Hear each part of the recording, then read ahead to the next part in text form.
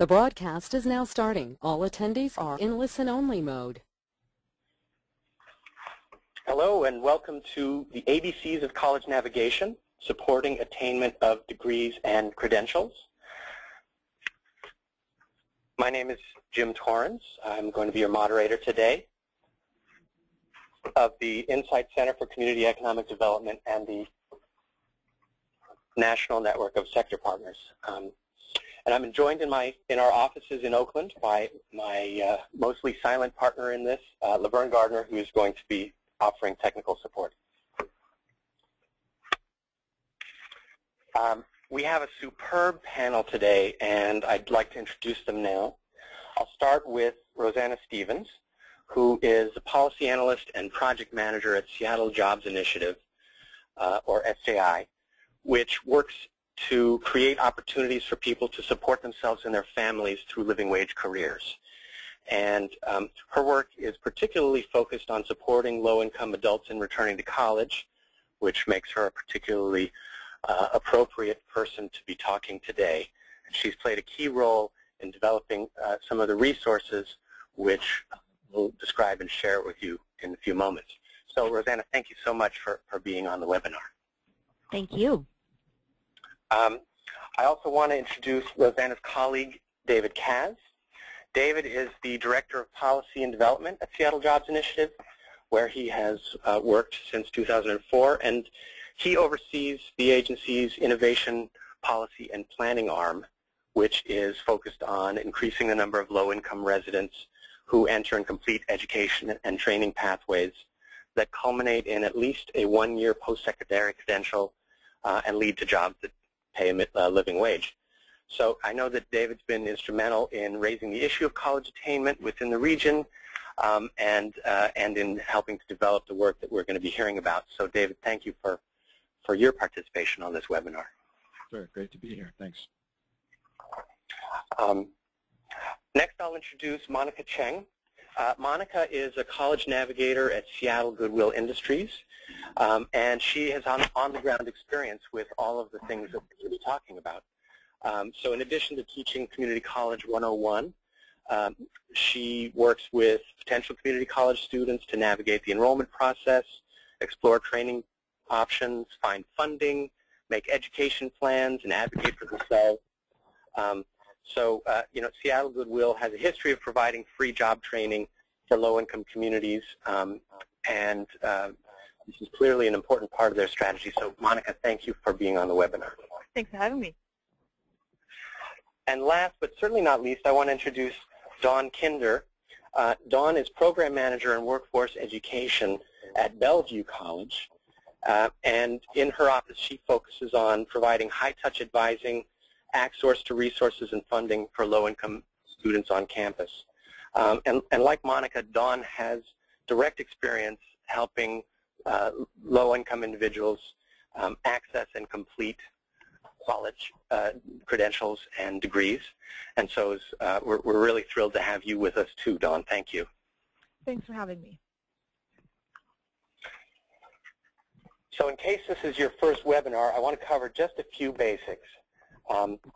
You have a control panel, which may be in your way. If you want to open and close it, you can just click on the arrow at the upper left. Audio for this session is by telephone, and you are in listen-only mode. But we do want to hear your questions and comments later. So please take a moment, if you haven't already done so, to enter your audio PIN on your phone. Otherwise, I won't be able to call on you and give you a chance to make your comment or ask your question.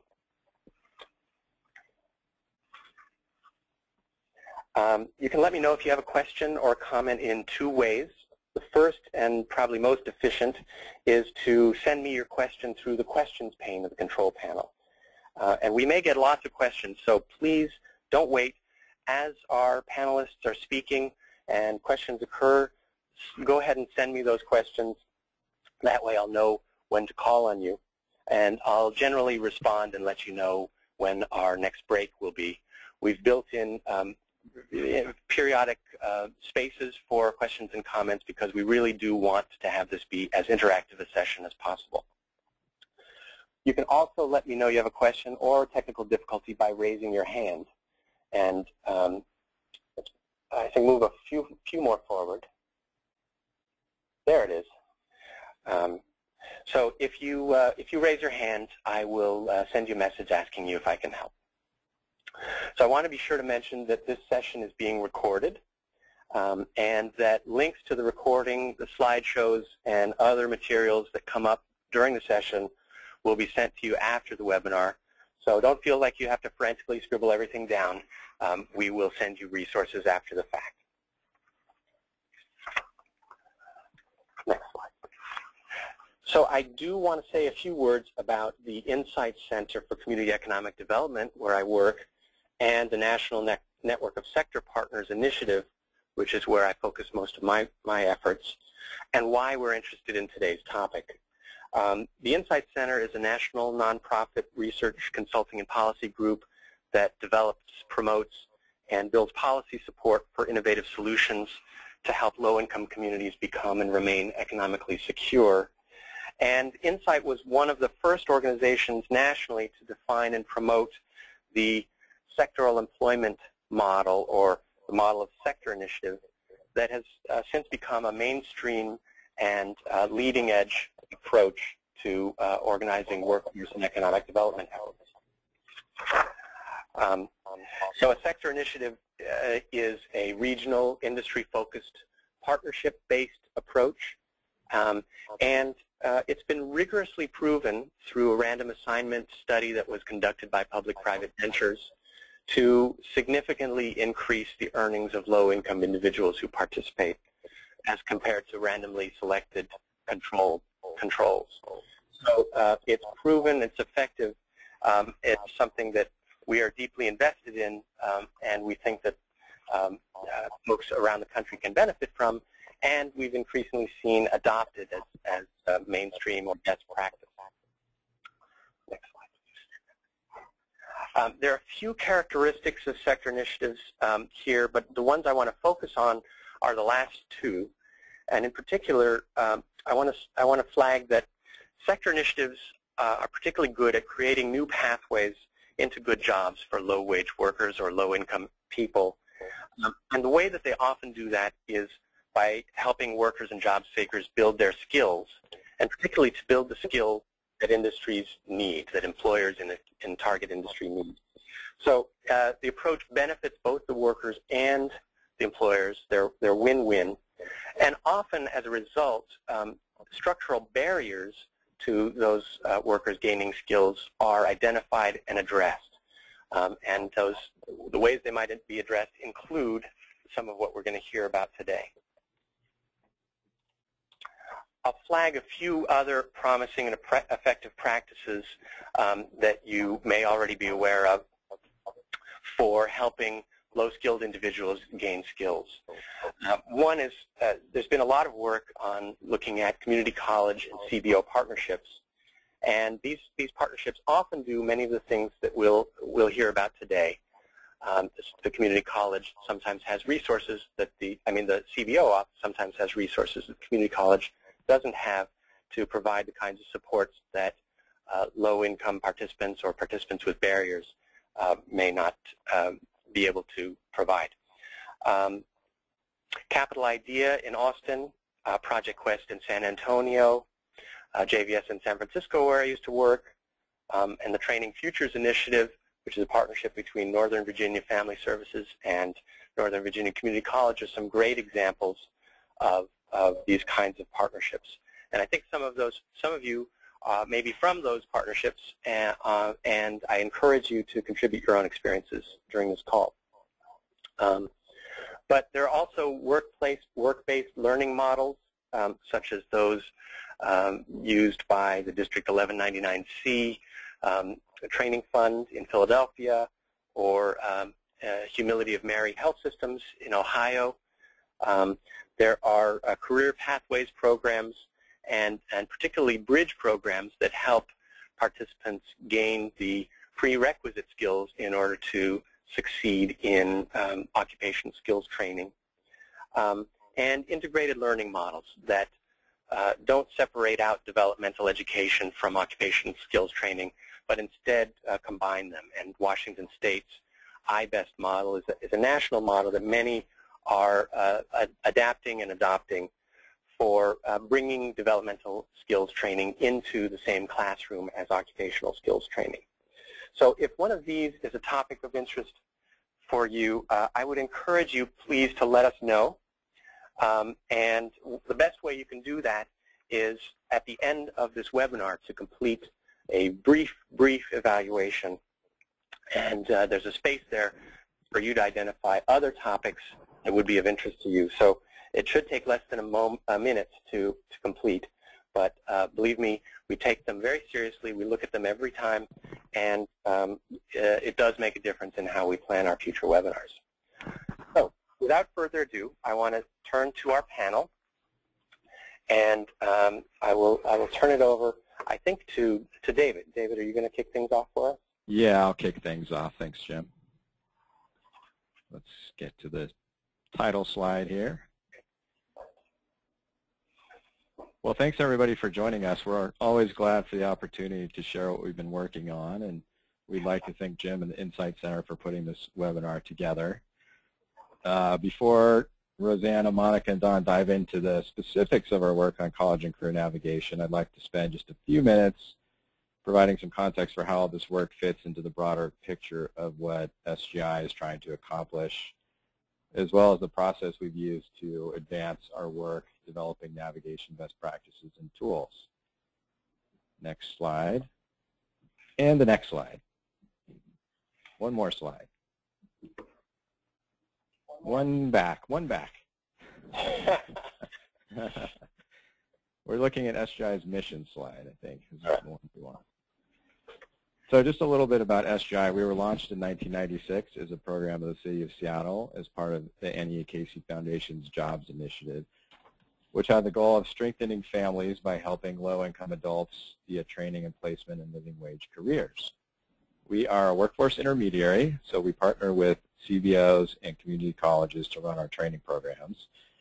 We seek to meet the demands of local businesses for skilled workers, and we seek to affect systems change through our research and planning work, which is what I do. Historically, SGI focused on short-term training, which really means 1- and 2-quarter training for us at the colleges.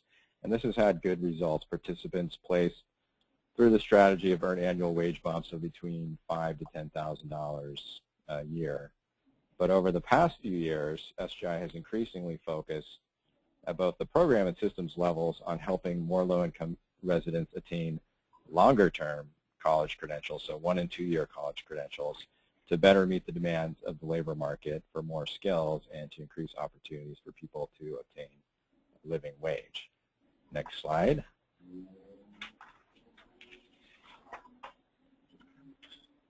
Thank you. Well, I think we all know that higher educational attainment correlates to a much better likelihood of being employed and earning a living wage. This is a slide that we put together a while ago using Pew Research Center data, which shows the lifetime earnings benefits of different levels of educational attainment after taking into account the actual and opportunity costs of attending college. So basically what we're trying to show here is more education generally translates to better wages, and I know often that depends on what field you're going into, but overall, higher education, better wages. And the trend towards needing college to get a good job is really continuing. We've all probably heard the stat from Tony Carnevale's work that 2/3 of all jobs will require college education by 2018. Next slide. So while attainment of a college credential is increasingly important in today's labor market, attainment of a college credential is very challenging, as we all know. I've seen a lot of different tabulations of college completion rates out there. This data happens to be provided by the Complete College America and has to do specifically with community colleges. Regardless of how you measure it, I think it's clear that attainment is very difficult, and that the challenges low-income and low-skilled residents in particular face in preparing for and accessing college and completing college are many and significant challenges. Next slide.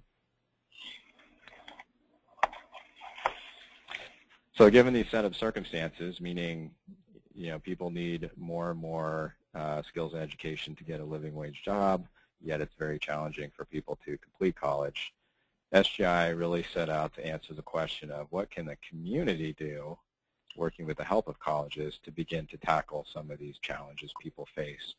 And we know that there are many innovations going on within the colleges themselves to improve college access and persistence. And we think those are really critical, but not where we felt we could have an impact because we're outside the college system. We really wanted to look at how do we develop community-based interventions to help people prepare for, access, and complete college.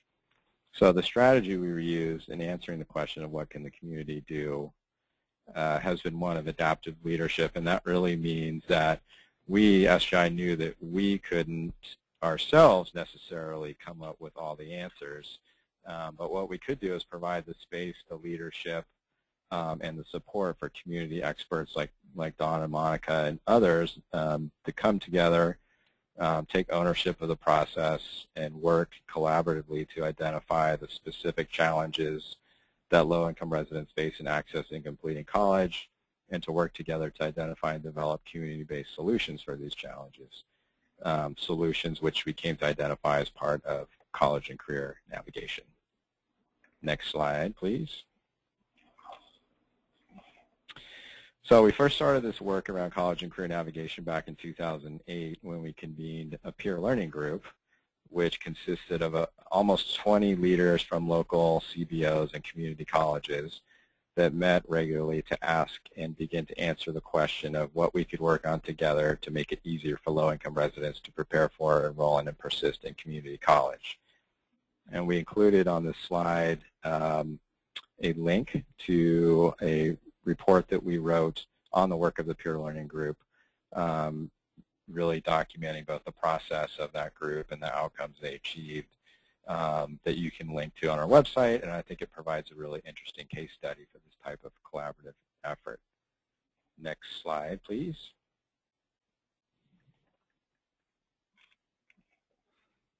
So the first thing the peer learning group identified was a need for a tool to help students with the process of enrollment, because we all agreed, including the community colleges in the group, that enrolling in college could be confusing and intimidating, particularly for the target population we're serving, first-time college students, people who have multiple barriers, and the process varied from campus to campus.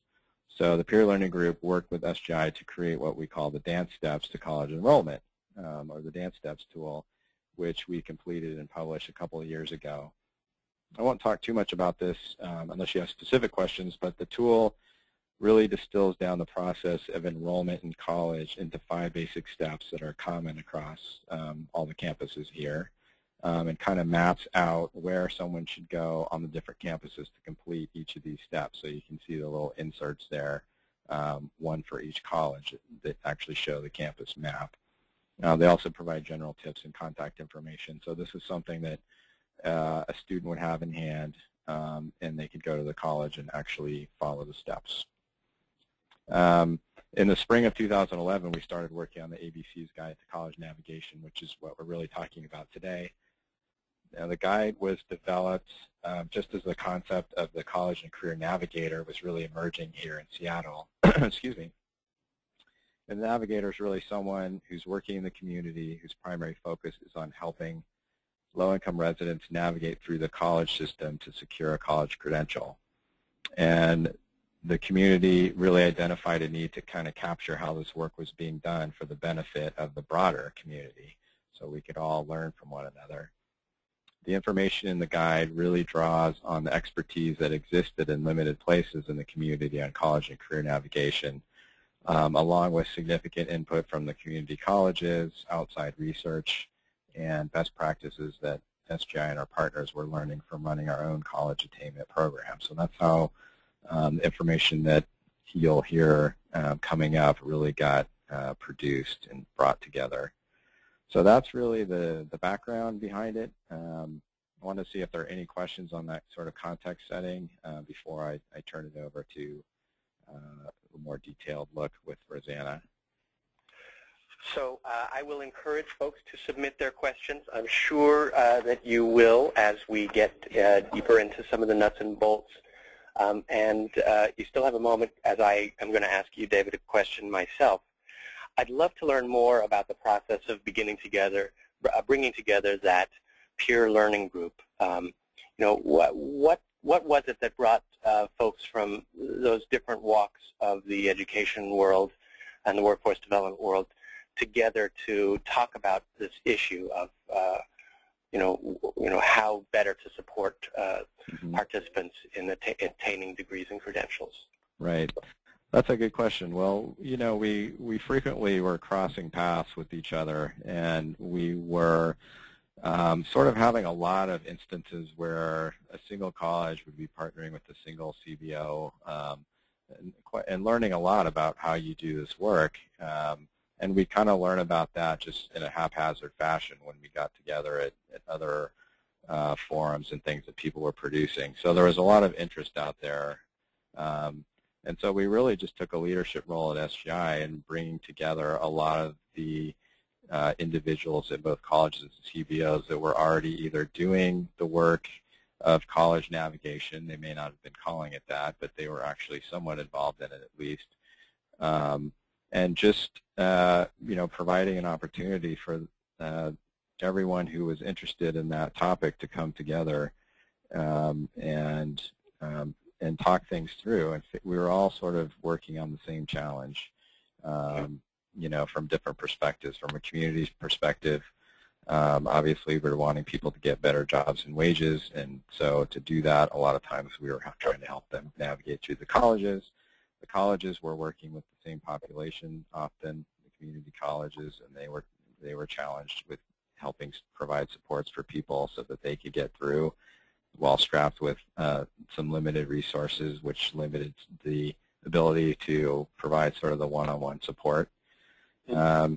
So we all just, found sort of common ground and came together to work on this topic together. We have a question from Berenice Yu of LISC asking about which public entities particularly participated. Was the workforce board involved? Which colleges? Was it all the area colleges? Maybe you could provide a little bit more information about who specifically participated. Sure. In fact, I think I have a list here. The guide that we are going to be presenting on, which is available online, has a list of who participated in the peer learning group right in the sort of the front page, page 1.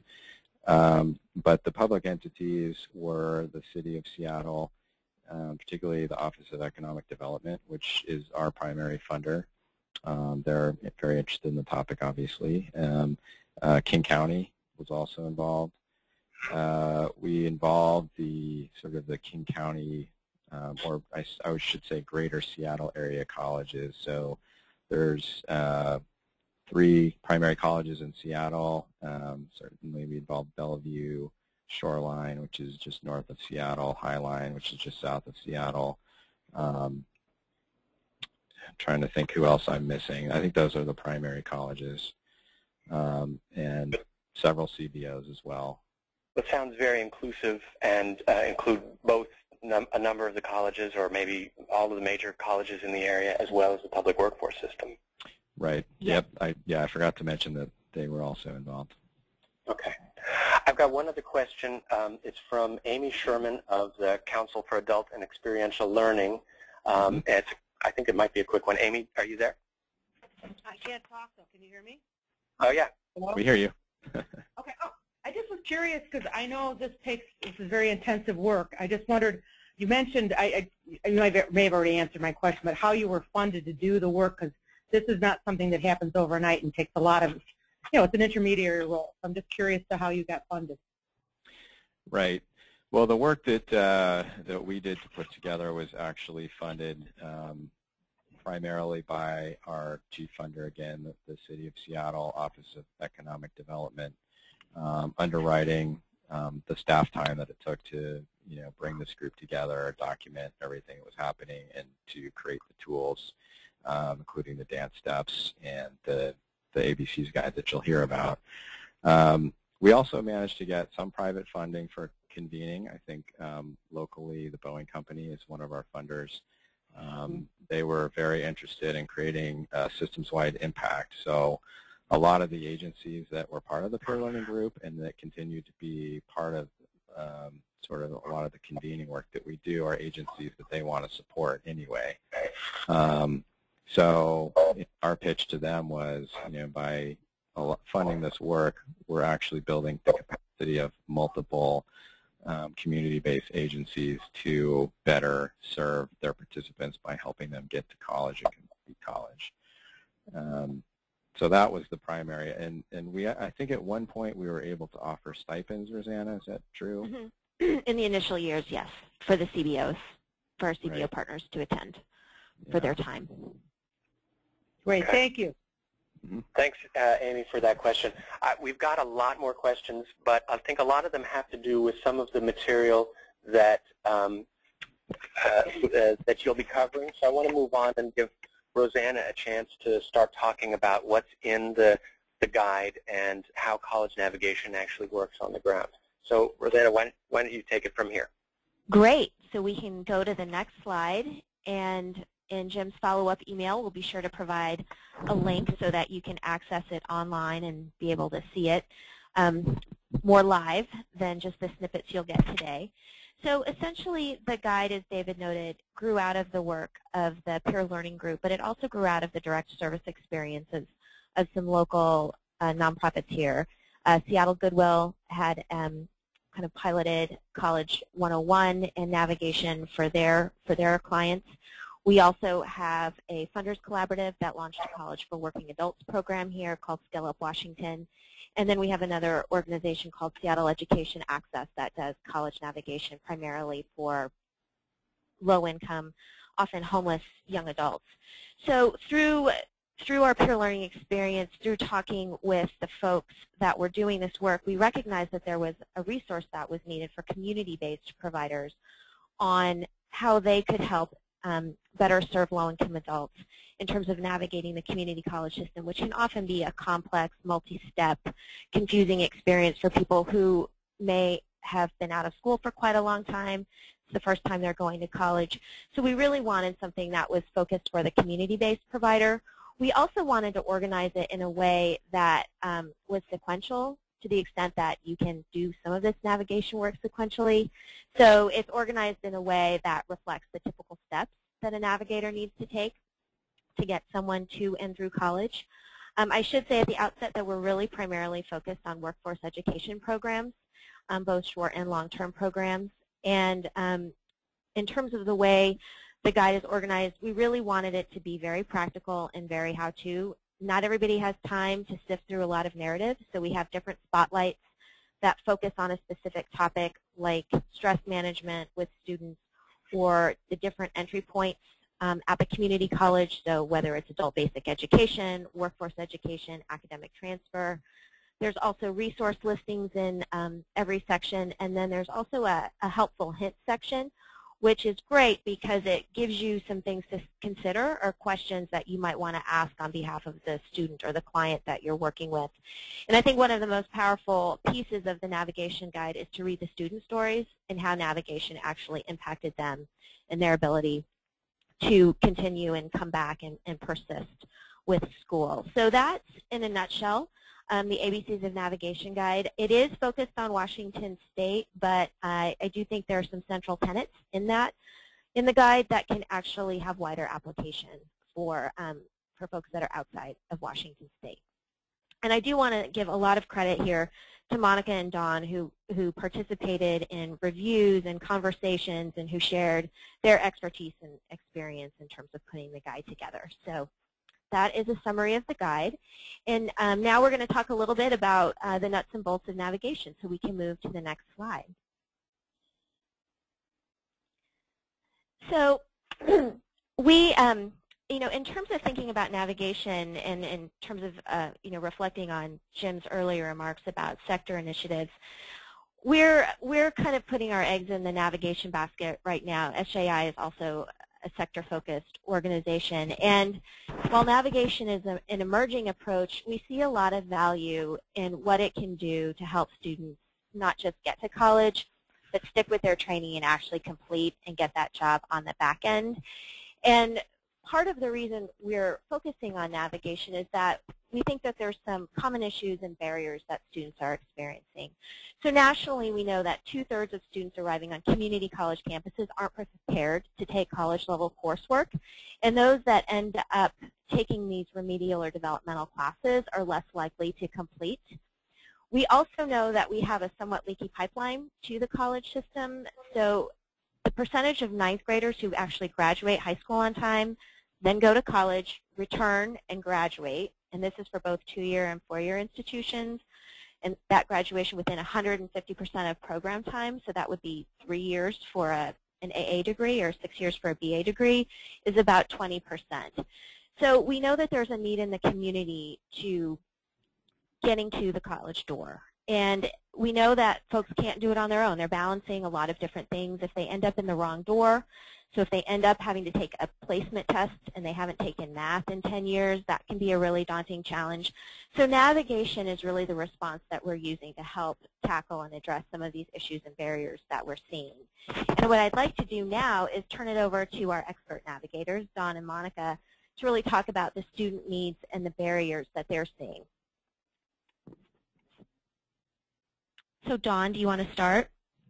Sure, I can start. I think, and as Rosanna mentioned, I mean, a lot of the barriers that students often face are can be driven by the college system, just in the way that education is accessible to them, especially around lack of preparation and the assessment scores that students can face. But as we also know, students, at least in our target population, and here in my position with the Workforce Education Office, we focus on low-income students, specifically on campus in professional technical training programs, also are facing barriers around childcare issues, transportation to and from campus, the ability to work and manage a home and school schedule, as well as family and legal issues that just happen to all of us throughout life and can pop up as significant barriers when we're trying to also balance a really full plate. And I think the biggest things that we have seen lately for our students in particular have been really focused on just a lack of resources. As we know, everybody wants their resource to be the last resort, and so finding ways to access resources and right at the time of crisis, so that students can come in with a need and have it met immediately instead of needing to wait a week before that need can be met. One of the ways that we have really addressed that on our campus is by, we have an on-site case manager who actually works for one of our local CBOs called HopeLink, and she provides their services right here in our office, so that when I have a student with an eviction notice, she can see that student that same day, evaluate them for eligibility, and provide eviction protection, for example. So it's really addressing those barriers right up front in a thorough assessment, but also being able to meet them right when they're happening, as opposed to a week or two delay before we can see any kind of impact, which is also key to persistence for students. We know that as those barriers arise, if we're not able to curb them quickly, their ability to continue in school over that week or two period time can be severely impacted, and 1 or 2 weeks out of school can impact their persistence in the program. Yeah, and I'll just add to that that some of the maybe not so practical things, but things like I see a lot of students who have had maybe bad past experiences with in a college environment, and so they really don't have the confidence that they can go to college, or they're the first in their family to go to college.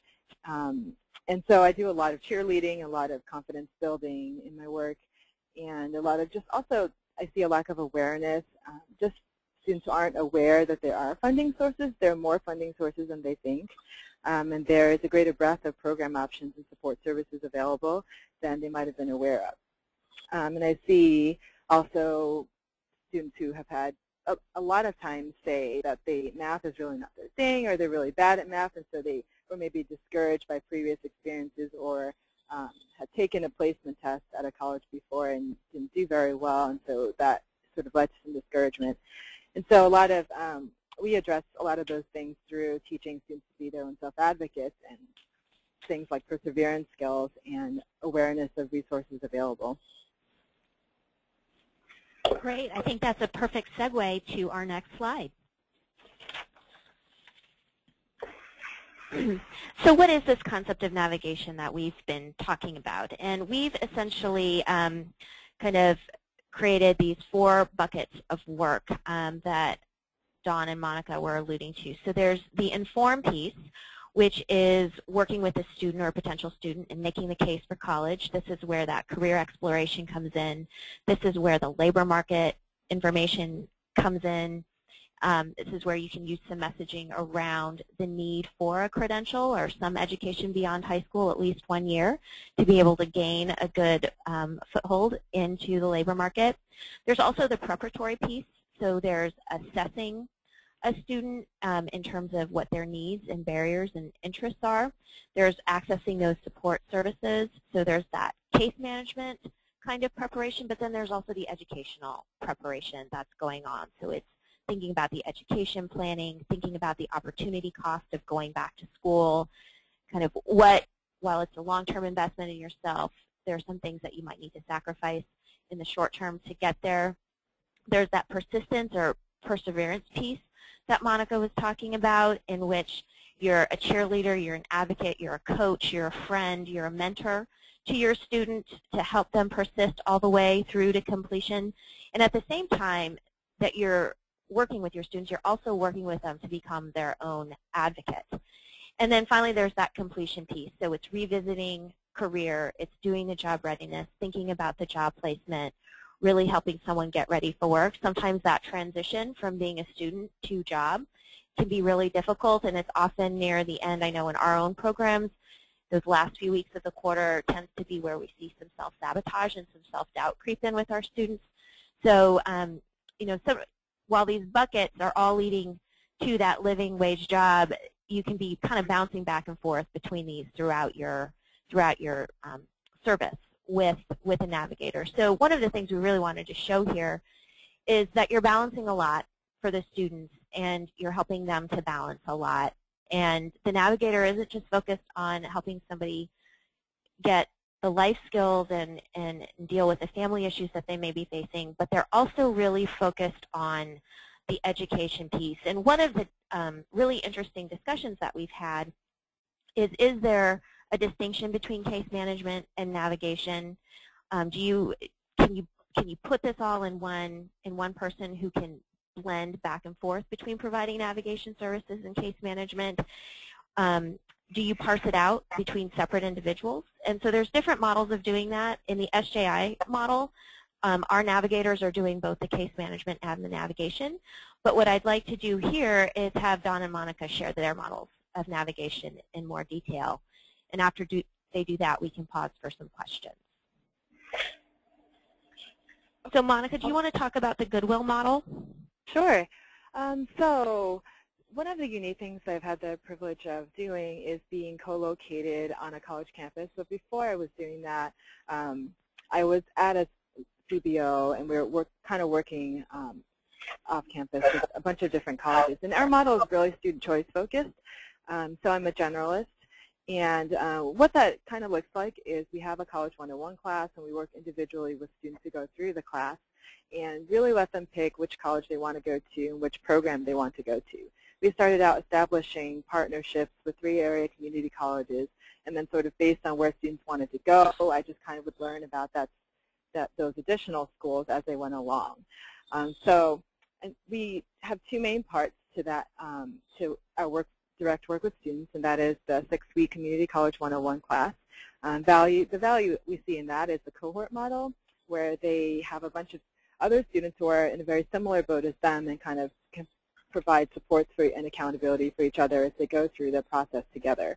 And then the second half of that is really that one-on-one individual navigation, and I focus on the education side, just meeting individually with students and making education plans and kind of helping them work through those issues. And then because Goodwill has many other free classes and training programs, we have case managers in-house, and those are the ones that the individuals I refer my students to when they have sort of life and non-education needs. So we kind of have parsed it out over a couple different individuals. And Dawn, can you talk about your unique model that you were using at Bellevue with the Skill Up effort with the College for Working Adults? Yes. So when we actually started at Bellevue working on the College for Working Adults program, which was funded by one of our local funding collaboratives here. And the goal was to support low-income students and workers get short-term training in the IT industry to return to work. And so it was a cohort-based program, and it was a kind of a one-stop shop model. So I was the navigator for those students, as well as the case manager, the educational advisor for our programs, as well as managing the funding for those students' academic careers here at Bellevue. So when we launched that program, I will say one little thing we did. We were careful in condensing curriculum so that students could actually complete a one-year training program in 1 year without having to some of the remedial pieces, and that was key in that one program. But it worked really well in the sense that students would come in to meet with me having been referred by either a community-based organization or a colleague on the college campus as a good fit for my program. We would do a full intake and assessment with those students to make sure that they, A, were eligible for the services that we were providing, and that this cohort-based training program was a great fit for them. And that enabled me to screen in students who are really prepared for this training and could benefit from our services, and then refer the students who are not a good fit to other campus departments to pursue their goals. And so I was able to serve my caseload as a case manager. We provided support services to those students through an attainment fund that was managed by the Seattle Jobs Initiative, where we could help students pay for rent and transportation expenses, amongst other things, as well as handling all of their on-site academic needs for the college campus, which really provided students a unique experience where they had one person on campus that was working with them directly for both college and non-college related needs that they faced during their time with us. It was at that time, I think, a unique model in the sense of having the navigator case manager on the college campus employed by the college, and it worked excellently. Our office also, outside of the College for Working Adults, has a similar model in all of our funding programs here in the Workforce Education Office. Have a one-stop advisor on campus who also handles their funding for their education plan, and in essence, I would say serves as kind of a case manager navigator as necessary for students. But the CWA model was really successful in providing a one-stop shop for students on campus. Great, thank you. So we can pause here for some questions, Jim? Okay, that would be great, because we're getting a lot of questions. I think the first person I'll call upon will be Jen Vanek. And maybe, Jen, if you're there and you can say where you're calling from and ask your question about to our panelists. Hi, yeah, my name is Jen, and I am working on creating some navigator professional development for the Minnesota Fast Track program with our interagency partnership of the Community College System, Workforce Center System, and Adult Basic Education System, and our State Department of DHS. So we in Minnesota, our ABE programs are based with the Department of Ed, not on college campuses, and to a large extent our navigators have been just out in different CBOs. So my question is are there any of these models that might have a navigator that's not centered on campus? And I wonder if you could just speak to the success and strategies that might be required by not having an actual college employee serving as the role of navigator. So for the SJI Career Pathways program, which is focused on navigation, all of our navigators are employees of our contracted CBO partners. So they work for the CBOs, and they have done, and with our support as well, they have done a lot of work in terms of building relationships and partnerships with the various community colleges in our locale. And so while they are community-based employees, they get office hours, and they were able to secure space on college campuses so that they could spend time on the campus to meet with their students. So we found that to work really well. You know, Monica works for Seattle Goodwill, and I think that's worked really well that she's been able to be now based at the Opportunity Center at North Seattle Community College. But you know, at the start of Goodwill's work with this, she was based kind of, she was based in their Dearborn site here in Seattle. So I do think it's entirely possible to have community-based navigators. They don't have to be an employee record of the college. I think the key thing is that relationship that you build and the partnership that you create with them, and to the extent that you can get a memorandum of agreement or a memorandum of understanding that helps shape that relationship and provide some level of accountability and kind of outline some basic things that the navigator can have access to on the college campus, that I think it works really well. You can do it that way. And I would add, this is Dawn.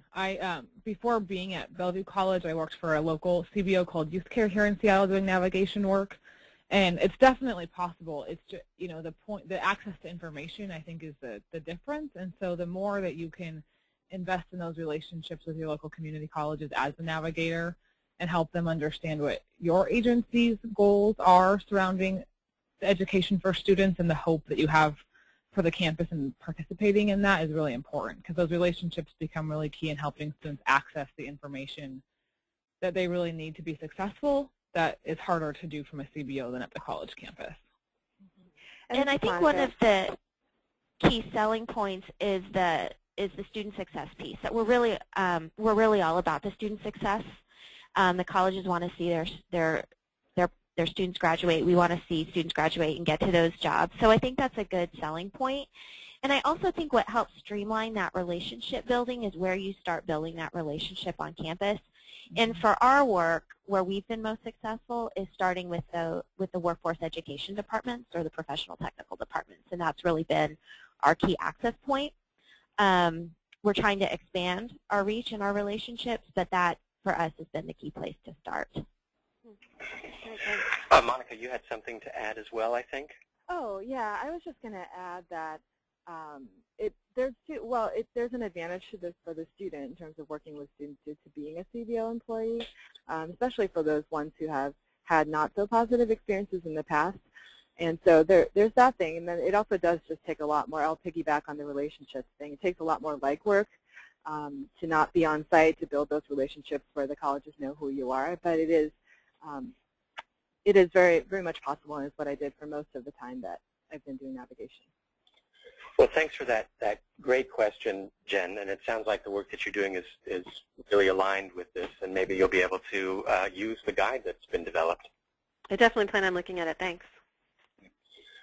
I had a question from Woody Oji of Huntington Ingalls Shipbuilding in New Orleans, and so I just want to ask it for him.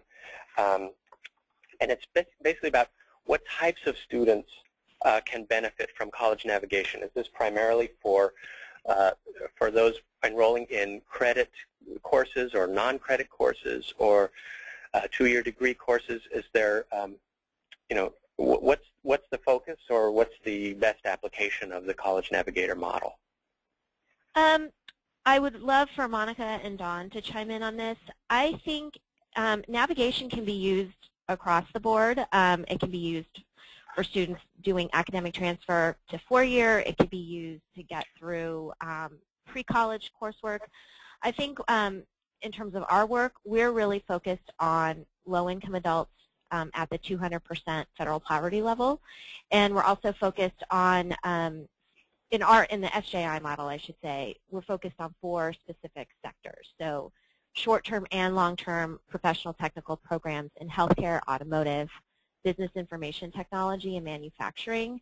But you can apply navigation, I think, across the board. But I'd really love to defer to Dawn and Monica on their thoughts on that, since they have slightly different models. I think one thing, I definitely think it's applicable to just about any student who's coming onto a college campus. We target our support services and navigation support to low-income students on campus. That said, I think the college campuses they're large, they're confusing. There's several different entry points to them, and so any student who's not coming to campus with a strong support system or kind of their own personal guide, if you will, students who aren't coming with mom and dad helping them navigate the system or a friend who's done it, can really benefit from understanding the different spots on campus and what each department's there to provide them with and how to best make use of their time. We see, I think the most common problem that we see is that when students come to our office last or in their third or fourth quarter on campus, we're able to identify space where they've taken classes that aren't actually going to articulate to the degree or certificate they're working towards, or they got, they're almost done with their program and haven't assessed yet, and now they find out they've got a year of English left based on their score.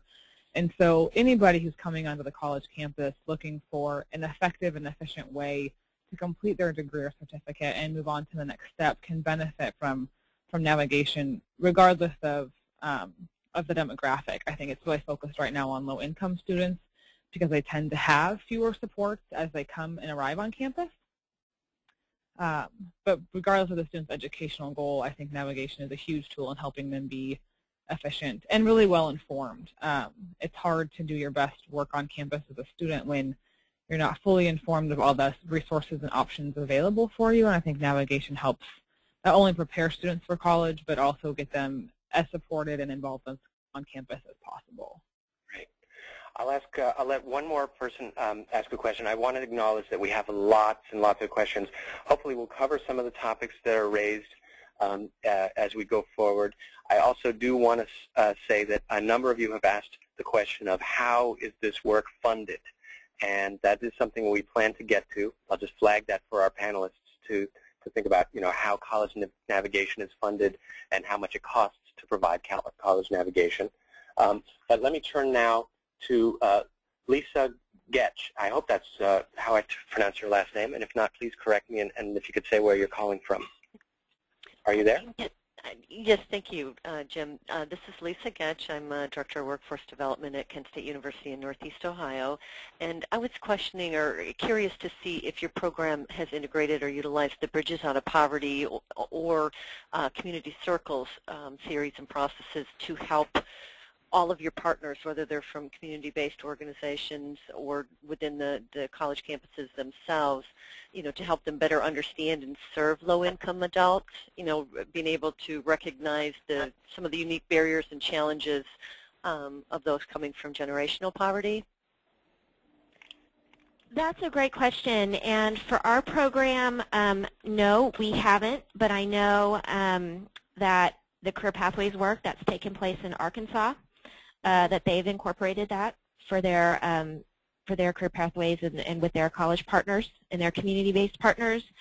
I think one of the reasons that we really rely so heavily on our community-based partners is that they really have the cultural competency and the community credibility in terms of who we're serving. And we've actually been very fortunate here in Seattle. That's not to say that this training couldn't be valuable or useful, but I think we've been very lucky with our local community colleges here in Washington, or at least in the Seattle area that we've worked closely with, that our workforce education offices have been really top-notch and have really understood kind of the issues that our students are coming in the door with, and that our community-based partners are just also very well-versed. But, it's interesting. That's a great question, Dawn. Is anything like that taking place at Bellevue?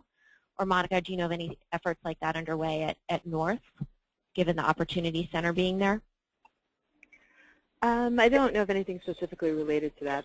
That would be a good thing to look into, though. So maybe, Lisa, if you could send me some information about those models, and I can include that in the follow-up to this webinar. Okay. Thanks. Yeah, that would be great. That would be great to see that. Okay, well, I'd like to move on. I know that there are lots of questions out there still. I want to say that if for some reason we're not able to get to your question during this webinar, we will follow up.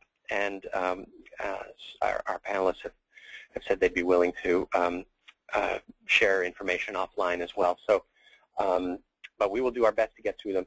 Let me turn things back to you, Rosanna, to talk a little bit more about how some of the phases of college navigation. Yes. So let's move to the next slide. And as Jim said, I am going to give a quick overview, just given the time, on what the key elements of navigation are. So let's start with inform. As I said, there were those 4 big buckets of work. And this is essentially making the case for a student of why go to college. So this is really thinking about the messaging that you think will be really powerful and that will resonate with a person that you're working with to be able to make the decision to go back to school. College can sometimes be a hard sell, particularly if you're asking someone to make a longer-term investment by doing a longer-term training. I won't linger here too long, just given that many of you are participating in sector initiatives. You're well-versed on the labor market information, and so that's an important message to convey. The fact that 67% of jobs by 2018 require some level of education beyond high school. And I think in a nutshell what we're trying to convey here is that today's jobs require training and that we really see this as an investment in oneself and in their family. So we can move to the next slide and start talking about preparation. And the preparation piece is, there's no real science here. I think a lot of it is nuanced, and it's based on that personal relationship that you're establishing with your students.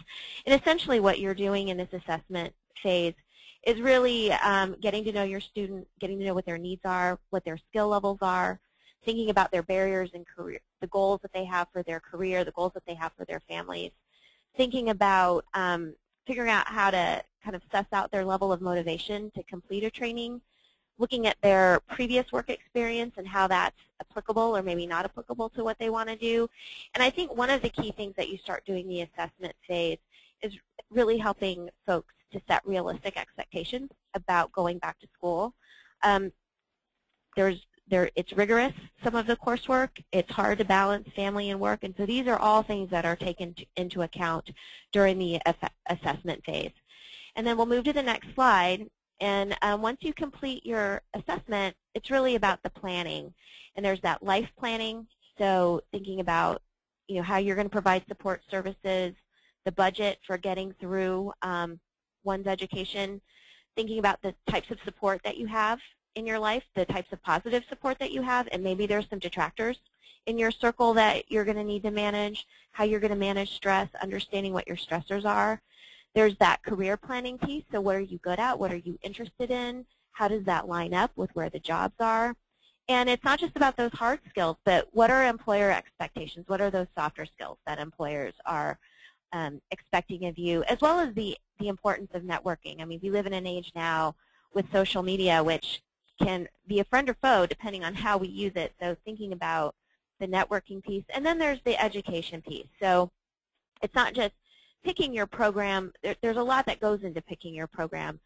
And it's also thinking about what it takes to be a student, particularly if you haven't been in school for a while or you're an adult returning to school. I mean, these are all key things that navigators are working with students on in terms of the plan. And so, Monica or Dawn, do you have specific tools that you use or specific is there a specific strategy that you use in terms of kind of balancing out all of this planning and help students see the big picture of going back to school? This is Dawn, and I guess we do. I mean, we have specific tools that we use in our office that we've kind of created over time in doing this work, just to help us make sure that we've hit all these points when working with a student. But I think it's really part of that just relationship building with a student and the work you do over time. But we have developed some in-house tools that we use to help assess each of these areas and create plans that students and I can work together to make sure that we're following. And same here, this is Monica. We have an education plan that we use with students to assess a lot of those different issues and also just kind of put down classes to keep track of their classes and how they're doing as they start school. And then we also do some goal planning over the course of the College 101 class just to get them thinking about how to set specific goals. Great. And one thing I just would like to add is as part of this planning process, one of the things that we heard from navigators is that setting up an action plan with a student and reflecting what the student is going to do versus what the navigator is going to do, it helps to reinforce those boundaries. It helps students to be proactive in their education, that it's something that they're going after versus something that's more passive that's happening to them. So we've gotten a lot of positive feedback that when they break out the role and what the responsibilities are in terms of the plans, that it's good to give students responsibility and different checkpoints. And And that also helps them become their own advocate as well. So let's go on to the next slide. So another key element of the preparation piece is, and sometimes this gets overlooked, but it's, before somebody sets foot on the campus and goes to class, it's thinking about those study skills and understanding what your learning style is, thinking about there's different student success courses at college that folks often don't take, but maybe should take in terms of being prepared to be a good student. Making use of tutoring, we found in our programs that sometimes folks present with their tutoring need and it's almost too late to be able to rectify the situation for the student. And then just giving different strategies for how to study well and take notes. And Goodwill, and I think we can share this with you, actually has a curriculum on college readiness, and part of that curriculum is on the study skills. So Dawn, I think it'd be great if you could talk about the student success courses at Bellevue, and then Monica, if you could talk about what you impart to students on this before they actually sit in the classroom. Great. So we at Bellevue, over the last year or so, have developed a series of workshops that we run the week prior to each quarter, and new students are required more or less to attend those that are working with us, and then continuing students are always invited to join. But we had identified over the last couple of years just areas that new students, as they began their first quarter, still had questions about, areas that we clearly were not addressing fully in the intake and assessment phase of students. So to be efficient, we developed these 3 workshops, and the first one that we run, which is my favorite, and we call it CLEAR, but essentially it's college learning efficiency, or efficacy, and resiliency. And it's a 4-hour workshop that really helps students tap into that inner motivation, as well as to identify those things that may or may not distract them from being a great student and those things that support them from being a good student. So we spend a lot of time with students really kind of reviewing their experiences with education in the past and other areas in their life. We do mind mapping and talk a lot about areas in life where students have felt success and confidence and how they can use those experiences to transition that same feeling of success and confidence onto the college campus. We've had great feedback from students continuously on that workshop, and it's really demonstrated to us how important that messaging is that we give to students, as well as the messaging they give themselves about their ability. We also offer our college readiness workshop, which is kind of a college knowledge, but it's really an all about Bellevue College campus, how to access every resource on campus, what the different language on campus means, what departments can offer what services to you, as well as just how do I add a class, how do I drop a class, if I need to change my schedule, who do I speak to. And then the final workshop of the week is a study skills workshop, really focused on strategies students can use in the classroom as well as at home to really maximize their study time. Most of our students, as you all know, have families and work and other obligations, and so helping them find ways to really maximize their study time and do it effectively so that they've got other time to spend with family has been great. So we run those 3 workshops back to back before the quarter starts every quarter, and we've seen a huge gain for students, as well as students really seeking those workshops again in the future as reminders going forward. Right. Yeah, and some of the things that we do, this is Monica, is through our Community College 101 class, and really building in basic things like how to read a syllabus and referring back to the syllabus. So we have one for the class and set expectations just like they would get in a community college class. Give out small homework assignments, which is a new thing for Goodwill because most of our classes don't really have those. And so kind of getting students used to that idea. And then we do use the VARC, the learning assessment that's on the slide that you're looking at, over the course of the class, and talk to students about study skills associated with what they end up, the results from that assessment. We talk about general study tips and then do a session on note-taking and different note-taking strategies they could use. And then one of the things I found that's effective with students is to do a campus tour, and it's on another slide later, but also just to help them understand the resources, like some of the things Dawn mentioned. A lot of the community colleges have their own versions of the student success classes, so kind of helping students understand that those resources and the tutoring and those additional resources are available on the college campus. Great. All right, let's go to the next slide. So I won't linger on the next couple slides too long, but what I wanted to say, a really important step in the navigation piece is really getting folks prepared for those assessment tests at the colleges. In Washington, we're most familiar with the CASAS tests and the Compass and AccuPlacer tests. Those are the tests that are typically used. And the point that I want to make here is that for some students, these tests can actually be high stakes, because if they're going to end up and need up to a year of remedial or developmental education, that's going to add more time to getting to their college program and therefore college completion. And it's also going to start chipping away at those very important funds to get to pay for college tuition. So the key thing is test preparation. We're really fortunate that our Seattle Community College District has an effort about not taking the Compass test cold. It's called the 4U test, and there's free drop-in college test prep that's been having good results. I know most of the community college campuses have free test preparation, and as part of the Goodwill model, there's also test prep and sample tests built in to that. So it's just really important that students not walk into that test without understanding what it's used for and without doing some level of preparation, because some students may test into developmental education, but really what they needed was a refresher. And if they had taken a refresher and spent a little time reviewing fractions, maybe they would have tested into college level. So let's go to the next slide. And so again, you can add time to your pathway of study. You can be using really limited, valuable funds for that developmental ed, and completion rates are just lower for folks that start in Dev Ed. So, you know, if you're going to be starting in lower level math or lower level reading, getting to that college level course and actually completing to a credential or degree, it's a more of an uphill battle for you. So I don't know if we want to pause for questions now, Jim, or if we just want to keep going. No, let's pause for a few. I think this there's no shortage of questions out there. I just got a question related to the tutoring from. Let me see if I can unmute her.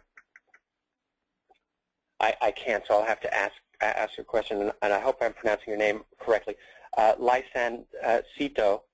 Her question is, how do you encourage people to access tutoring, especially if they're working? Are there barriers to accessing tutoring that participants experience, and how do you address those? There's partly convincing them, but then there's also, you know, what's available and how they get to it. One thing, this is Dawn at Bellevue, one thing that I usually stress with students is that the classes they're taking, at least for us, you know, students have to take classes that lead towards their degree or certificate. So if a student's struggling in a course or feeling like they're potentially behind, you know, at some point they have to complete this coursework. And we do monthly progress reports from all of our faculty for students, so we get a good idea of who's potentially going to benefit from tutoring services. And that's kind of how I frame it to students. In a general sense, I guess, is, you know, this is a course that's going to be required. So we can either invest some time in tutoring now and get through it this quarter, and you don't have to redo this course in the future. But if it's an area where the student's at risk of not passing the class, and it's a class they need to have to complete, there's some motivation usually in that I need this class to finish my certificate to get back to work. And so if tutoring is what's going to help bridge that gap for me, it's usually kind of an incentive to get started. There's definitely barriers to tutoring, and there's a variety of ways that we address that, but I want to make sure Monica gets a chance to respond as well. Oh, well, I don't have a whole lot to add to that. I think a lot of the internal motivation helps. I talk sometimes about funding. Students who are funded by financial aid or workforce education, that is how they do in their classes, as Dawn already started talking about, and does impact their funding, and so that's often a motivation as well. But I find that once students, sometimes if they have a bad, like they've fail the class or don't do well, they become a little bit more self-motivated to access those additional resources later on. So, actually, here's a related question, and I'll just ask it. It's from Jen Vanek, who we heard from before. She asks if there are programs that tie access to the Navigator to the expectation or requirements that they attend success workshops and tutoring. Is there any requirement that participants access those types of services in order to receive college navigation help? This is Monica, and there sort of is for us in a sense, all the participants who go through the College 101 class who want the navigation support, and we also have funding tied to our class as well. So if they want all that, they do have to, they sign a participation agreement at the beginning of the course, and they do have to maintain a certain grade point average, and they have to maintain certain contact with me, and they have to do whatever they need to do, access whatever resources necessary in order to do well in their classes. So in that way, there is that requirement that we attach to it. At Seattle Jobs Initiative, we don't have a requirement to do student success. One of the things that we're actually getting ready to undertake is a planning process or kind of a program design process on career and college readiness. But we know that we've got a variety of resources. We have those student success courses at the campus. There is the Goodwill College 101 model. So we're trying to figure out what we can do to leverage other resources that really hone in on a more packaged career and college readiness so that it's not really happening necessarily just one-on-one with students, but that we can somehow create an economy of scale or leverage other resources and get students to be able to do those pieces. But it's not a requirement for navigation for us. And the Bellevue, I'll be quick, I know we're running short, but kind of like what Monica said, our students sign a guidelines agreement with us when they start, and oftentimes those guidelines aren't the requirement of these additional services, but the requirement to maintain a certain GPA, to complete your mid-quarter check-in with your advisor, and en route to meeting those guidelines, it often helps students to tap into these additional resources.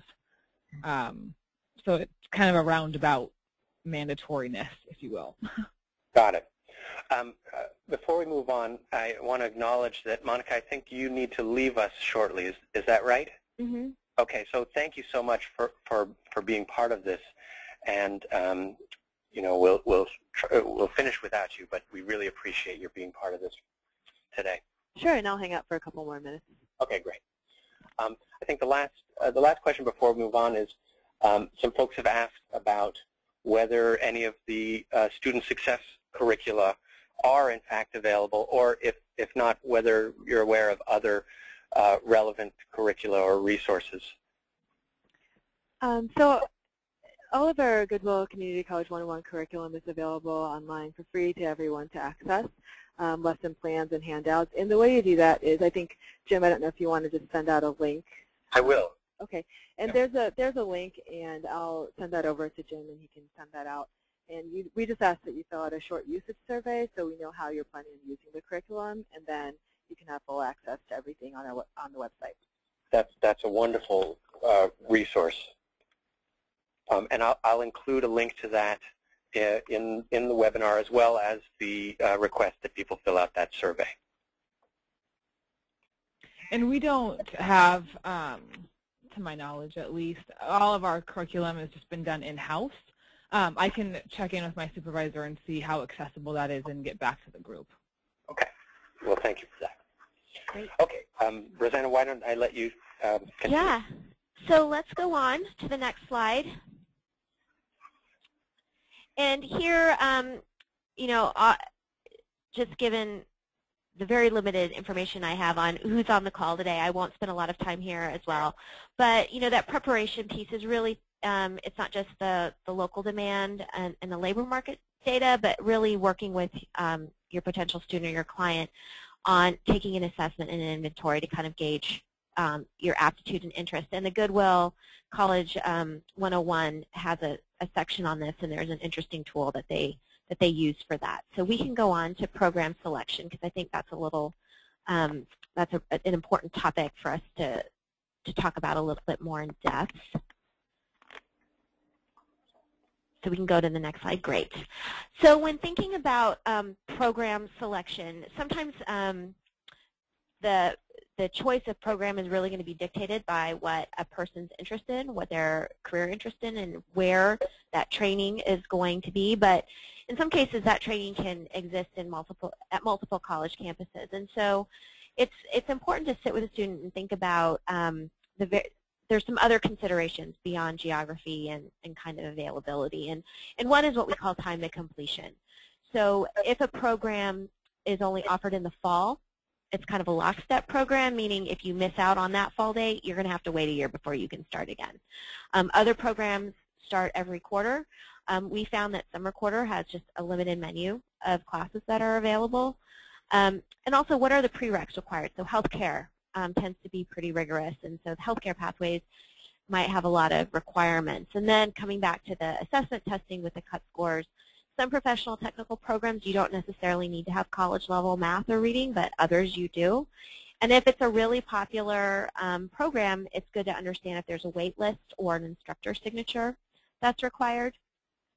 We also know that folks can't necessarily jump into a long-term training right away, and that maybe what they want to do is take a short-term 1 or 2 quarter class. So it's good to know if those shorter-term classes and certificates stack and build on one another toward a longer-term degree. There's also, it's good to know if there's any accelerated learning options, so options that are blending that pre-college developmental or that are contextualizing learning. Dawn mentioned that the College for Working Adults IT program did the accelerated learning. Some campuses have have learning communities where students are able to gather together and share and talk about their experience with one another. I know in the Portland Community College system, they have a Moving Toward Tomorrow program, which is a learning community for students. Thinking about program delivery, whether programs are going to be online in class or if it's a hybrid of the two, whether they're day or evening, if it's block scheduling, that's good to know because the students need to work. If they need to have that interim or survival job while they're in school, it'd be good to know what that schedule looked like. We don't typically encourage for our students, at least in the first quarter, the online option, but it's good to know if it's available. Some students are able to make good use of that. And then are there other requirements? For healthcare, do you have to have certain vaccinations? Are there some pathways where a criminal background is going to be a significant deterrent? So in healthcare, you can't have a criminal background. And do you need to have a drug screening before you enter into a program? I know some manufacturing classes require a drug screen. And then Monica mentioned the importance of taking a campus tour. And so Dawn, is there anything you want to share about program selection and what you're experiencing with students here? You know, I think you covered a lot of the key points just now. I think it's really important when you're selecting the program that you're just realistic with students about the timeline to completion, like Rosanna mentioned. A lot of students, particularly in the healthcare field, when I go into the nursing program, it looks like a 2-year program online. However, it's got 2+ years of prerequisites. So really helping students see that whole program from very start to completion, as well as the stackability piece. I think there's a lot of great ground to make with students and helping them stack certificates on top of each other to really maximize their employment potential. And we do a lot of that work here. And the other thing that I would just emphasize is those other requirements are really important. Vaccinations for healthcare programs have very specific timelines. Criminal backgrounds can get really complicated, and if students don't have that information up front, it's hard to make an informed decision. So I think you pretty much hit everything on the head there. Great. Can I ask a follow-up question? Actually, it comes not from me, but from Connie Moore, and it's about what happens if you find that someone is in a program that's not well suited to them. You know, if you've worked through the inform and prepare sections and it becomes clear that the program or a program wouldn't be the best fit for the participant at this time. You know, we at Bellevue, I mean, that happens. It's just the reality of the work we do, and I think it's a really great opportunity when that realization comes to surface, whether it's, for, you know, we get feedback from instructors sometimes about a potential mismatch for the student, or the students themselves feel that mismatch, especially in the technical training programs. And And it's just an opportunity to have that conversation. You know, ultimately, for our programs here, the goal is really employment and stability when they leave our office, that they're not going to need to return, hopefully, to see us because they're going to be able to have that long-term employment. And if it's a mismatch, it's something that needs to be addressed and talked about. And it's not necessarily a negative, but just a realistic conversation about what are the other options at this point and what can we switch to go forward. And often we find that there's still ways to make use of those credits. One example, we have a lot of students who want to do phlebotomy training or clinical lab, and they get a class or two in and realize that the direct work with lab equipment or needles is not going to work, but we can transition them into a medical office reception program where what they've learned is still going to be useful. They can maintain their interest in the healthcare field without being directly involved with patients or labs. And so I think it's a great conversation to have and to be realistic with the student, because the employment outcome at the end is key for the student. And if that employment environment is not going to be a good match, help that student find another field or another opportunity within that field that would better match their skill set. Okay. Thanks. Actually, if I can ask one other follow-up question, and this also comes from someone, just in hearing about the range of things that the College Navigator has to do, there's really a broad scope of knowledge and sort of ways of working with participants in the college that you need to have. What kind of background do you have in order to do this kind of work? I mean, how can you prepare to be a college navigator? And if you were looking for college navigators to hire, what kind of expertise would you look for? We would look for Dawn. All kidding aside, that's a really great question. I think, and that's one that we just recently undertook when we scaled up our pilot program from 3 navigators to now 10 navigators. And really what we're looking for is someone who has both the case management experience. So we definitely want that case management experience. And as an extra, what we would love to see is experience having worked on a college campus. So we have, I think, an even split across our navigators, some who have had prior college experience, working either in a workforce office or working kind of on the workforce funding side of things at the college, but also having that really vital community experience as well, because everybody's programs are, the funding is so limited, and so we need to have folks that are skilled at leveraging other resources. I think Dawn mentioned earlier that everybody views their fund as the fund of last resort, but in the community, we may view your fund of last resort as our fund of first resort. So I think it's really critical to have somebody who knows what the resources are in the community, but can also who also has an understanding of the college. And if you can't find, you may not be able to find that person, I think you need somebody who's got a big personality and who can build those relationships with the college, and who is completely unafraid to go through the process themselves. I've done that. I've gone up to the campus, taken the Compass test. I won't tell you my score, but I've kind of done that process just to get a sense of how daunting it is. And so I think part of it is just the personality of the individual and having somebody who can really develop good relationships and good partnerships. Yeah. And Dawn, you've got such a great background for this because you were on the community-based side before you went to the college. Right. So right. What and do I you think one thing. Well, I mean, Rosanna said a lot of it. I mean, if I was to hire for my own position, I mean, somebody with both the community experience as well as a good understanding of the college campus would be the ideal. I think a few things to look for, because that combination of experience can be challenging to find, is just somebody who's really passionate about education being a tool for the populations that we serve, and somebody who's curious and got some research interest, where they're able to really go out and find the information. I know when I started my job at the community-based organization, and it was the first navigation position in that agency, I spent a lot of time just learning about what the resources were on campus by doing some real serious research and investigation and cold calling, so that I knew how to answer students' questions and how to direct students when they came to me.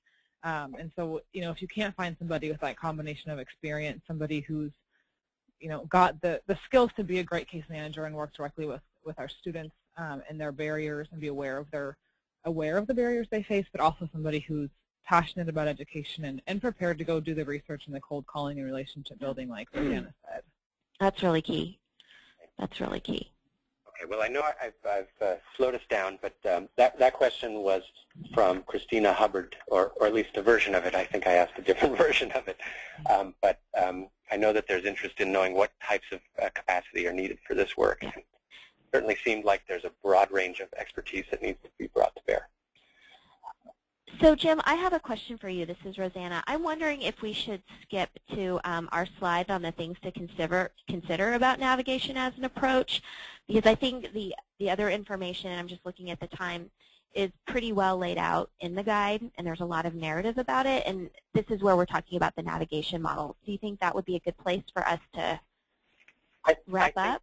I think that would be good. If you can just flag things like the resource that you've developed, the matrix. Yes. And as you pass them, you can just sort of flag them. Oh. Yeah, let's go ahead and do that till we get to that slide on things to consider.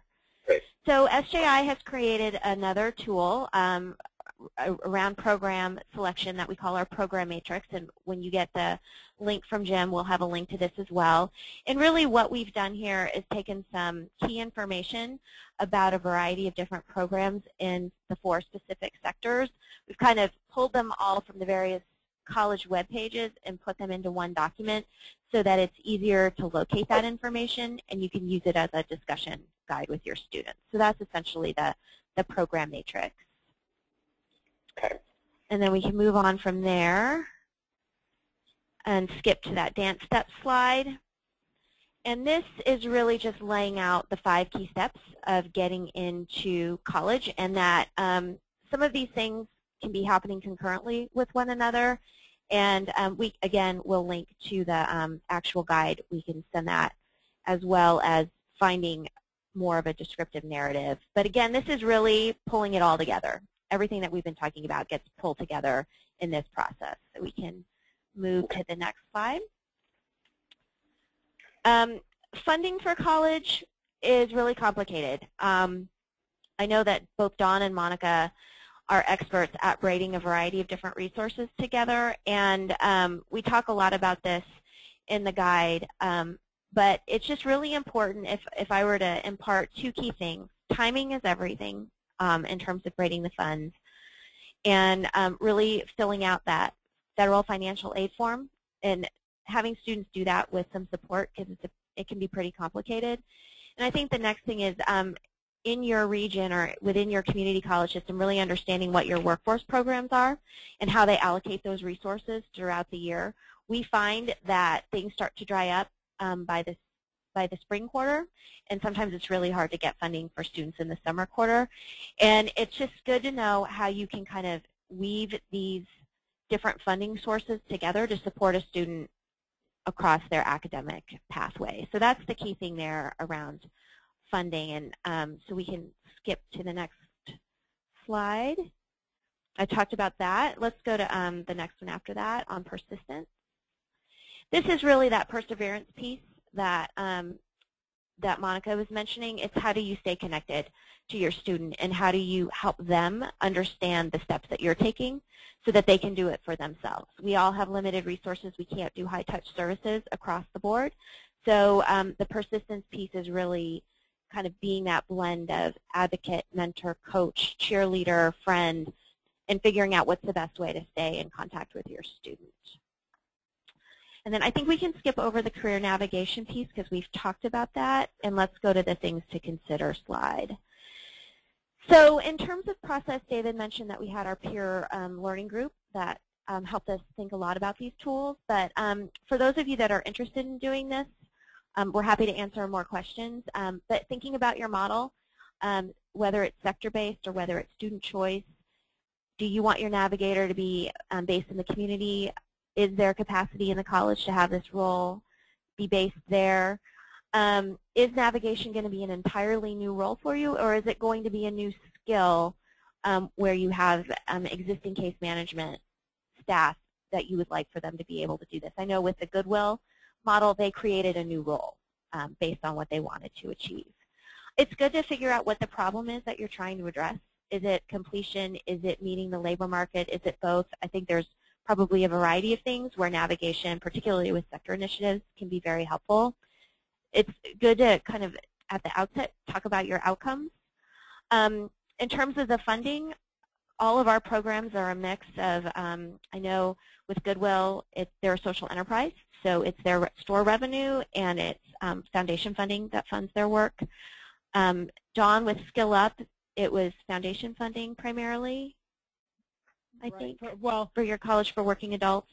Yeah, I mean, they didn't provide any tuition assistance, so the support services in my time came from that, but we worked with other sources of funding for the actual cost of attendance. Okay. And then for the SJI model, we have city dollars funding our navigation, and we have private dollars that help support the tools. And I think the last key thing about navigation is it requires some planning and partnership building, much like career pathways. And with a sector initiative, you've got this built-in model of partners already pulled together. So it's thinking about how you want to use this as an approach and collectively what you want to accomplish. In some cases, it can be a real paradigm shift. I know in traditional workforce development, we're used to quick outcomes. You work with someone, you do a short-term training program, you get them a job, and you see these great results in a year. And I think what we're talking about with navigation is that this is a longer-term investment and a longer-term proposition. So I will stop there. Well, I know we've gone over. I hope, and I know also that you need to leave in just a few moments. I hope maybe I can ask a couple of questions that came in, and then we will wrap. There were a number of questions about funding these positions, and so I just wanted to go back to that briefly. First was to see if you had a sense of what the cost per participant supported through college navigation is roughly, and then related to that, I heard mostly third-party funding or funding that your organizations already have, and I know that the knock about the colleges being the source that everybody looks to, and themselves being so strapped is real. I'm wondering if colleges are supporting navigation assistance through their own funding in any way. At Bellevue, the main way, in my office, which is the workforce education office on campus, we are, and I don't know what the models are across the country. I know here in our local area, we have kind of a unique setup where we are actually funded through the grants that we receive to help pay for student tuition. So we have a basic food employment training program that comes in as funding, and that grant not only funds my position as well as support tuition and those pieces. And it's really key. We've built it to where, as opposed to doing just funding, just advising for a student, we do the whole shop here in our office. So students can come to me directly for all of those needs, and we're funded directly out of the same sources of funding that provide support to our students. I know other offices do that differently. And a big way that we leverage funds here is we have a partnership that we call Links to Opportunities, where we've got partners from the community who are actually full-time here in our office. So we have a full-time case manager from HopeLink who provides all of HopeLink's services here in our office, as well as a partner from Employment Security who provides all of those employment services directly here in our office. And those partners are able to then use those same numbers and outcomes for their own reporting and purposes. That's how we address it on our campus. I'm going to have to ask my colleague David, do we have a sense of cost per? I don't know that we really, I mean, we could probably do back of the envelope calculations, but I think it really depends on, the student. Some use a lot of resources, some use very few resources, depending on their levels of barriers and the support services that they need. We are funding, the primary expense that we have through our program is to fund college navigators. So we're actually funding those. And I'm assuming typically they would be compensated similar to case managers in your local area, maybe a little bit more. I think we pay a little more Okay. for that. We've increased that rate because we're asking for the education expertise. Right. So if the goal is really to, if you have no new resources, as Rosanna was alluding to, it's can you have a paradigm shift if you have case management in your community provided by CBOs currently? Can you train those staff to gain expertise to become college navigators if that's the direction you want to go, so that they're providing those services with, out additional philanthropic or other funds. I think locally, some of our WIA dollars are supporting because they do have WIA contracts with community-based organizations, and they've also moved a little bit to provide college navigation services with some of those dollars. So that's another option. Okay. Okay. Well, thanks so much. I think we should wrap. And before wrapping entirely, I just want to flag a few things that are coming up from NNSP. First is that we'll have a webinar on June 7th.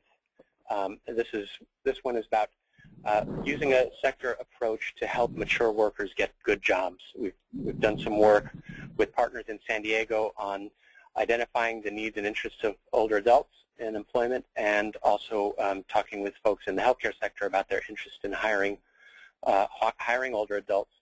So we'll share some of the results of that, along with work that has been done by an organization we've been working with, National Council on Aging, on a related vein, or in collaboration with us. So that's June 7th, and look for an email with that information in your inbox. Also, we have this fall coming up a conference. For those of you in Alabama, Louisiana, Mississippi, Tennessee, or Arkansas, this will be the third year running where we're having a conference on sector initiatives in the Mid-South states, and we hope you will save the date and join us there. It's been a very exciting event the last 2 years. And finally, NNSP is doing something we call the Census of Sector Initiatives. We're collecting information about sector initiatives, industry-focused workforce development partnerships around the United States.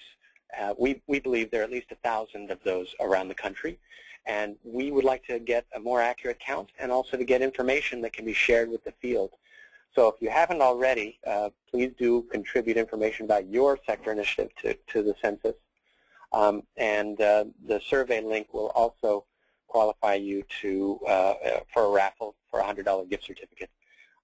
So I want to flag that. And last, as you're signing off, please take a moment. It should take less than a minute, honestly, to complete your evaluation and give us input on this session and suggestions for future sessions. We really do value that input. So thank you to all of you, our wonderful panel, Rosanna, David, Monica, and Dawn. It's just a wealth of information that you bring, and I think the many, many questions that surfaced as a result of our conversation are just a testament to how engaging you are and how important this topic is. So thank you for your participation today. Thank you, Jim. And I want to thank you in our audience for being part of this webinar, for being so engaged, and for being interested in this topic. We look forward to your joining us again on future webinars and other events. If you're not already receiving our email updates, you can go to our website, www.nnsp.org, for information about how to get that, or you can follow us on Twitter @NNSP. So thanks, and all the best until next time. Great, thank you. Thank you.